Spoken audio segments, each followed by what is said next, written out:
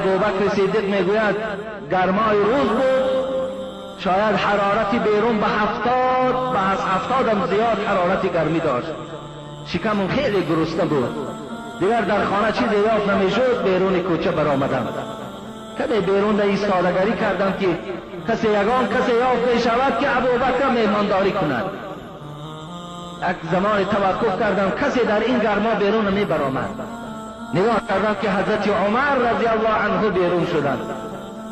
گفتم ای عمر، گفتم در این گرما بیرون برآمدی؟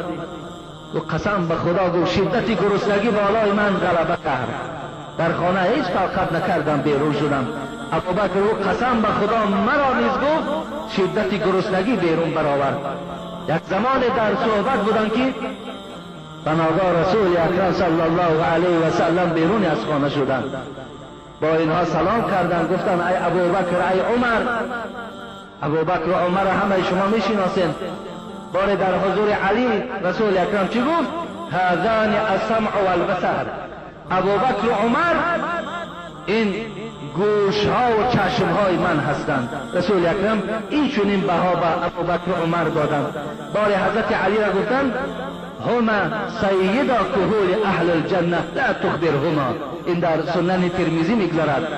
گفتند ای علی، گفتند انامین ابوبکر و عمر که میبینی این در روز قیامت تمام پیرانسال های امت من در زیر بیرقش جمع میسازند. گفت و فراموش نکن و این خبر هم به اونها نرسان. گفت ابوبکر و عمر قطعی سلام کرد، گفت چرا در این گرمای خیلی شدید بیرون برآمدین؟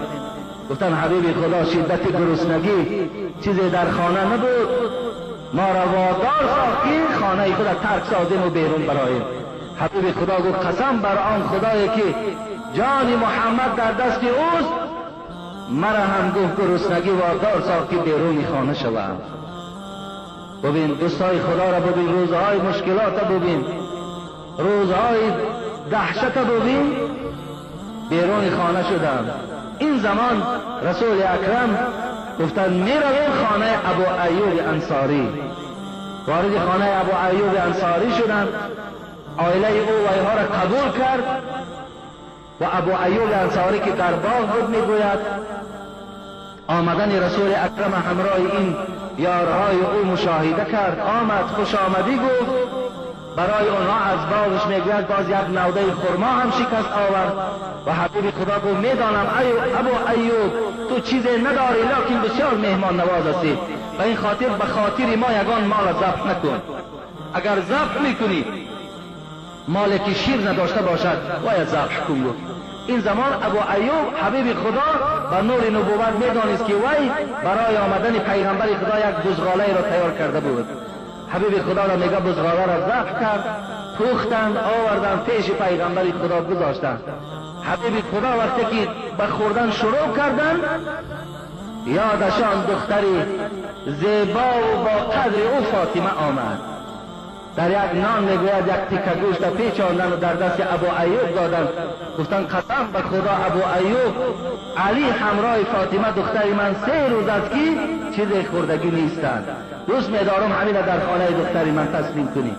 ابو ایوب نانها را قطعی گوشت برداشت و خانه فاطمه آوردند.